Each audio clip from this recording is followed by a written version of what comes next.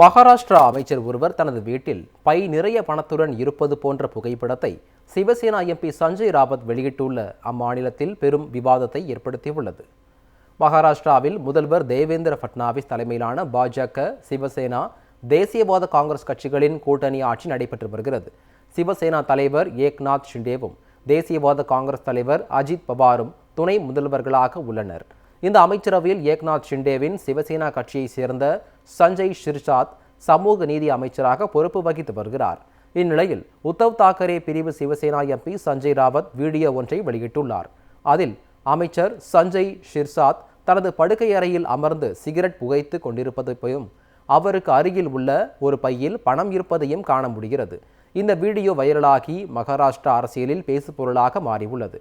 இது குறித்து உரிய விளக்கம் அளிக்க வேண்டுமென சஞ்சய் ஷிர்சாத்திற்கு வருமான வரித்துறை நோட்டீஸ் அனுப்பியதாகவும் கூறப்படுகிறது. மகாராஷ்டிரா அமைச்சர் ஒருவர் தனது வீட்டில் பை நிறைய பணத்துடன் இருப்பது போன்ற புகைப்படத்தை சிவசேனா எம்பி சஞ்சய் ராவத் வெளியிட்டுள்ள அம்மாநிலத்தில் பெரும் விவாதத்தை ஏற்படுத்தியுள்ளது.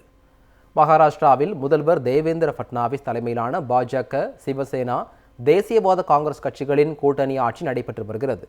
சிவசேனா தலைவர் ஏக்நாத் ஷிண்டேவும் தேசியவாத காங்கிரஸ் தலைவர் அஜித் பவாரும் துணை முதல்வர்களாக உள்ளனர். இந்த அமைச்சரவையில் ஏக்நாத் ஷிண்டேவின் சிவசேனா கட்சியைச் சேர்ந்த சஞ்சய் ஷிர்சாத் சமூக நீதி அமைச்சராக பொறுப்பு வகித்து வருகிறார்.